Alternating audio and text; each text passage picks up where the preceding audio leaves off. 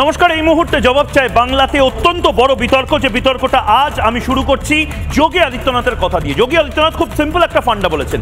যোগী আদিত্যনাথ বলেছেন হিন্দুরা যে যে দেশে সংখ্যা গরিষ্ঠ, অর্থাৎ ভারতের মতন দেশ বা নেপালের মতন দেশে যেখানে হিন্দুরা সংখ্যাগরিষ্ঠ, সেখানে সংখ্যালঘু যারা সম্প্রদায়ের মানুষ রয়েছেন তারা খুব সেফ থাকেন। কিন্তু যে যে দেশে হিন্দুরা সংখ্যালঘু, অর্থাৎ হিন্দুরা যে যে দেশে মাইনরিটি, মানে ধরে নিন পাকিস্তান, বাংলাদেশ, আফগানিস্তান, ইরান, ইরাক, সেই সমস্ত দেশে হিন্দুদের অস্তিত্ব মুছে যায় বা তাদের ধর্মান্তরিত অর্থাৎ কনভার্ট করে দেওয়া হয় বা তাদের এক রাতের নোটিসে পালিয়ে আসতে হয়। সুতরাং যে বারবার বিতর্কটা হচ্ছে ভারত কেন হিন্দুদের হোমল্যান্ড হবে না, মানে এমন একটা দেশ, যে কোনো দেশ থেকে যে কেউ যদি ঘাট ধাক্কা দিতে পারে হিন্দু হওয়ার অপরাধে হিন্দুদেরকে, তাহলে অন্তত ভারত এমন একটা দেশ থাকবে যারা আপন করে নেবে এবং তারা বলবে যে না, হিন্দুরা কি বাণিজ্য জলে ভেসে এসেছে, হিন্দুরা এখানেই থাকবে। কিন্তু এটা বিতর্ক নয়। যোগী আদিত্যনাথ আজকে একটা খুব সিরিয়াস বিতর্কের জন্ম দিয়েছেন, যেটা হিন্দু বাঙালিদেরকে, হিন্দিতে একটা শব্দ আছে চেতাবনী, বাংলা করলে দাঁড়ায় সতর্ক বার্তা। যোগী আদিত্যনাথ একটা সতর্ক বার্তা দিয়েছেন, যে সতর্ক বার্তাটা অত্যন্ত গুরুত্বপূর্ণ এবং সেটা থেকে আজ জবাব চাই বাংলা আমি শুরু করব, যেখানে বলছেন 100 জন হিন্দু এবং 5 জন মুসলিম সম্প্রদায়ের মানুষ যদি একটি জায়গায় থাকে, 100 জন এবং 5 জনের মধ্যে সুসম্পর্ক থাকে, 5 জন অন্য সম্প্রদায়ের মানুষ তারা ভালো থাকেন। কিন্তু এই জিনিসটাই যদি উল্টো হয়, অর্থাৎ 5 জন হিন্দু সম্প্রদায়ের মানুষ এবং অন্য সম্প্রদায়ের 100 জন মানুষ, তাহলে 5 জন হিন্দু সম্প্রদায়ের মানুষকে ক্রমশ এক ঘরে করা হয়, তাদেরকে বারবার বলা হয় তোমরা তোমাদের ধর্মীয় আচার পালন করতে পারবে না, লাল তাগা পড়তে পারবে না, তোমরা নিজেদের পুজো আচ্চা করতে পারবে না, এই সমস্ত কিছু বলতে হয়। এবং সেখান থেকেই বলছি সাবধান হিন্দুরা। যোগী আদিত্যনাথ আজ যে কথাটা বলেছেন তাতে আপনাদের ঘুম ভাঙবে কিনা আমি জানি না, কিন্তু যোগী আদিত্যনাথ যে কথাগুলো আজ এনআই এর পডকাস্টে বলেছেন সেটা থেকে বিতর্ক শুরু হবেই। কি বিতর্ক? যোগী আদিত্যনাথ কি বলেছেন শুনি এবং তারপর ভেঙে ভেঙে আপনাদেরকে বোঝাবো। 100 हिंदू परिवारों के बीच में एक मुस्लिम परिवार सबसे सुरक्षित रहता है। उसको इसके पर्व और त्योहारों को, उसको अपने सभी मजहबी कर्मों को करने के लिए, या जिस मत और मजहब या संप्रदाय या सेक्ट का अनुयायी होगा उसको उस परंपरा के अनुसार अपने सारे धार्मिक मान्यताओं या उपासना विधि को पूरी स्वतंत्रता होती है। लेकिन मैं कहता हूं 100 परिवारों के बीच में एक हिंदू की बात तो दूर करिए, 100 मुस्लिम परिवारों के बीच में 50 हिंदू सुरक्षित रह सकता है क्या? नहीं रह सकता। अब बांग्लादेश आपके सामने उदाहरण है, इससे पहले पाकिस्तान उदाहरण था, अफगानिस्तान में क्या हुआ था। ये चीजें दिखाती हैं और होशियारी यही है कि कहीं धुआं उड़ रहा हो या किसी को ठोकर लग रही हो तो हमें ठोकर लगे इससे पहले हम संभल जाएं। उत्तर प्रदेश में मुसलमान सबसे ज्यादा सुरक्षित है, सबसे ज्यादा सुरक्षित है। अगर हिंदू सुरक्षित है तो वह भी सुरक्षित है। খুব সিম্পল কথা, হিন্দুরা যদি সুরক্ষিত থাকে অন্যরাও সুরক্ষিত থাকবে।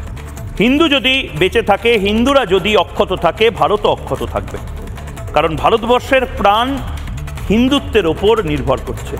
হিন্দুত্ব যদি থাকে, হিন্দুত্ব যদি বাঁচিয়ে রাখা যায়, যদি গজওয়াতুল হিন্দ বলে যে কথাটা জিহাদিরা বারবার বলছেন যে বাংলায় বা ভারতবর্ষে গজওয়াতুল হিন্দ হবে, অর্থাৎ ইসলামিক স্টেট তৈরি হবে, আগ্রাসী একটা মনোভাব, এটা যদি রুখে দেওয়া যায় তাহলে হিন্দুরা বেঁচে যাবে। কিন্তু হিন্দুরা কি সত্যি বাঁচবে?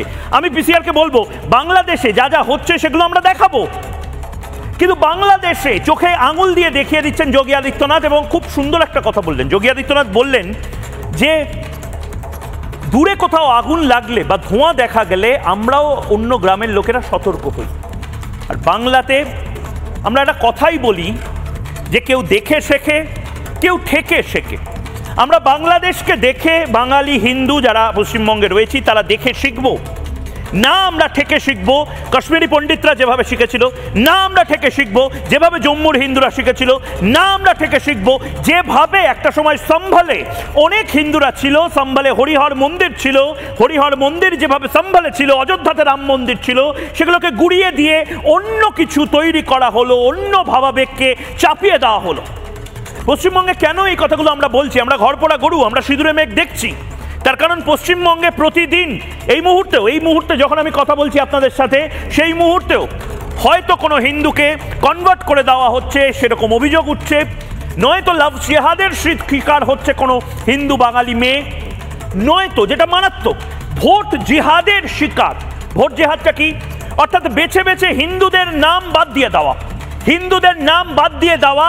এবং এই মুহূর্তেও আমরা যখন কথাগুলো বলছি তখন এই ব্রেকিং নিউজ আপনাদের শুনতে হবে, দেখতে হবে। তার কারণ এর থেকে বড় ব্রেকিং নিউজ কিছু থাকতে পারে না। এই মুহূর্তে ফুল ব্রেকিং নিউজ, বেছে বেছে হিন্দুদের নাম বাদ দিয়ে দেওয়া রিপাবলিক বাংলার লাগাতার খবর। এবার কৃষ্ণনগরে 98 জন হিন্দু ভোটারের নাম বাদ, রিপাবলিক বাংলা সবচেয়ে বড় কভারেজ। আমরা লাগাতার এই খবরে ছিলাম সকাল থেকে।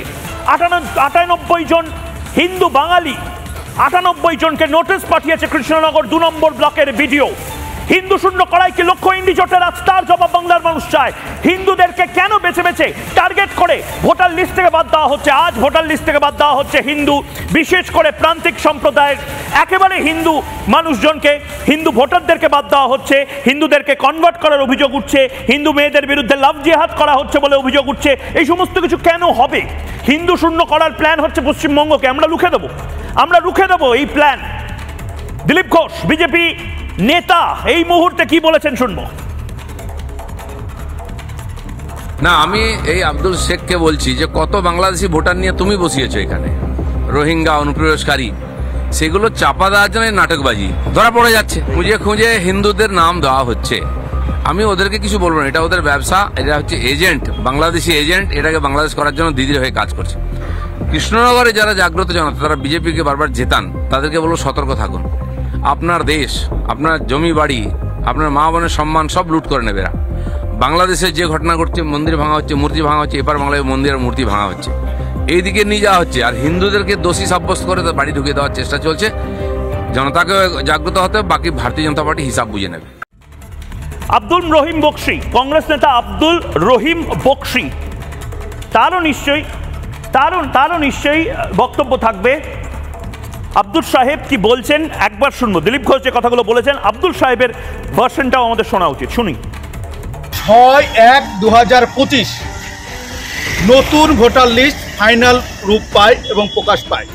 ওই ভোটার লিস্ট যখন আমরা স্ক্রুটিনি করি তখন দেখতে পারি প্রথমবারের জন্য ভোটার হয়েছেন 70 বছরের বৃদ্ধা, 75 বছরের বৃদ্ধা, 68 বছরের বৃদ্ধা, 45 বছরের পুরুষ, 70 বছরের পুরুষ, এরকম 98 জনকে আমরা চিহ্নিত করতে পেরেছি প্রাথমিকভাবে। এবং তাদের এই চিহ্নিতকরণের পরে লিখিত আকারে গত 13ই মার্চ ইলেকশন কমিশন অফ ইন্ডিয়াকে এবং ডিস্ট্রিক্ট ম্যাজিস্ট্রেট মহোদয়কে আমরা লিখিত আকারে অভিযোগ দায়ের করি। সংখ্যালঘু হতে হতে হতে হতে বিলুপ্ত হয়ে যাবে হিন্দুরা, যোগী আদিত্যনাথ বিতর্ক উস্কে দিয়েছেন। যারা এই মুহূর্তে আমার সাথে রয়েছেন তাদের কাছে যাব। দীপাঞ্জন চক্রবর্তী মুম্বাই থেকে রয়েছেন এবং এই মুহূর্তে চন্দ্রচূড় ঘোষ গবেষক এবং লেখক রয়েছেন গুরগাঁও থেকে। এর পাশাপাশি অমর দত্ত নাগরিক শংসাপত্র প্রাপক, অর্থাৎ একটা সময় বাংলাদেশে ছিলেন এবং এখানে সিএ এর কল্যাণে তিনি আমাদের একজন ভারতীয় একজন হিন্দু বাঙালি, তাকে ধর্মান্তরিত হতে হয়নি, তিনিও আমাদের সাথে রয়েছেন। কিন্তু এই সমস্ত কিছু আপনাদেরকে দেখাবো, ওনাদের সাথে কথা বলবো, কিন্তু তার আগে আমি নির্দিষ্টভাবে বাংলাদেশে যোগী আদিত্যনাথ খুব সিম্পল একটা ফান্ডা বলেছেন। যোগী আদিত্যনাথ বলেছেন যে যে জায়গাতে হিন্দুরা সংখ্যাগুরু, অর্থাৎ হিন্দুরা যেখানে মেজরিটি, আর যেখানে যেখানে হিন্দুরা মেজরিটি যে দেশগুলোতে, সেখানে সংখ্যালঘু মাইনরিটিরা ভালো থাকে। মাইনরিটিদের ধর্ম পরিবর্তন করতে বলা হয় না, মাইনরিটিদের বলা হয় না না তুমি এভাবে তোমার ধর্ম পালন করবে না, ইত্যাদি ইত্যাদি। কিন্তু ঠিক উল্টোটা হলে, অর্থাৎ হিন্দুরা যেখানে যেখানে মাইনরিটি হয়ে পড়ে, আমরা ইরাক দেখেছি, আমরা আফগানিস্তান দেখেছি। আফগানিস্তান একসময় গান্ধারী দেবীর রাজত্ব ছিল, কান্দাহারটা এসছে গান্ধার থেকে। একটা সময় কশ্যপ মুনির দেশ ছিল কাশ্মীর। সেই সমস্ত কিছু হিন্দুদেরকে সেখানে সংখ্যালঘু করতে করতে করতে করতে একটা সময় তাদেরকে কনভার্ট করে দেওয়া হলো। তারপরে হিন্দুরা অন্যান্য জায়গায় চলে গেল। আমরা পাকিস্তান দেখেছি, এখন 1%। পাকিস্তানে হিন্দুরা এখন 1%। আর বাংলাদেশ আমরা দেখছি চোখের সামনে 20 থেকে 7% বাংলাদেশ পপুলেশন। এরকম পরিস্থিতি যেন না হয়। আমি বারবার বলছি, আমরা অর্থাৎ যোগী আদিত্যনাথ যে কথাগুলো বলছেন সেই কথায় আমরা এখনো যদি সিঁদুরে মেঘ না দেখি, তাহলে পশ্চিমবঙ্গের হিন্দু বাঙালি যারা রয়েছেন, এই যে যেভাবে নাম কেটে দেওয়া হচ্ছে বলে অভিযোগ উঠছে, যেভাবে হিন্দুদেরকে বেছে বেছে আইডেন্টিফাই করে তাদেরকে ভোটার লিস্ট থেকে বাদ দিয়ে দেওয়া হচ্ছে, এগুলো কিন্তু এক একটা করে ইঙ্গিত। বাংলাদেশে হিন্দুরা মাইনরিটি হলে কি হতে পারে, এক দেখি।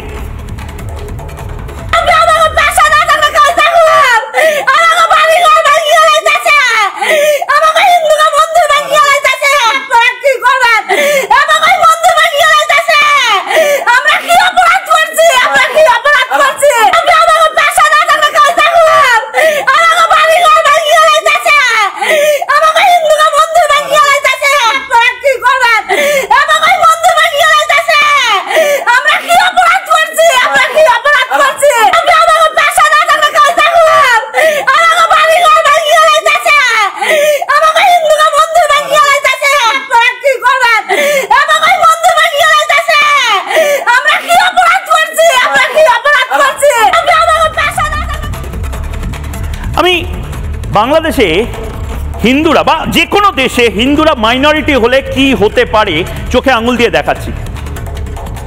হিন্দু মহিলাদের আর্তনাদ, মন্দির ভেঙে দেওয়া, বা খুব সহজ জিনিস, বাংলাদেশে ইসলামী রাজ কায়েম করার জন্য, খিলাফত প্রতিষ্ঠা করার জন্য যারা জেহাদি তারা রাস্তায় নেমেছে, এবং এর আগেও বারবার বলা হয়েছে লাল তাকা পড়বে না, শাখা সিঁদুর পড়বে না, সিঁদুর তুমি পড়বে না। কেন ভাই? কোনোদিন দেখেছেন যে দেশগুলোতে হিন্দুরা মেজরিটি, তারা এই ধরনের কথা মাইনরিটিদের ওপর চাপিয়ে দিয়েছে? যোগী আদিত্যনাথ হয়তো বলা স্টাইলটা অন্য ধরনের, কিন্তু ভুল বলেন না। যোগী আদিত্যনাথ বলছেন, কি বলছেন, আমি পিসিআরকে বলবো আরেকবার একটু শোনাতে। কি বলছেন আরেকবার, যে প্রাথমিক বাইটটা সেটা একবার শুনি। 100 हिंदू परिवारों के बीच में एक मुस्लिम परिवार सबसे सुरक्षित रहता है। उसको इसके पर्व और त्योहारों को,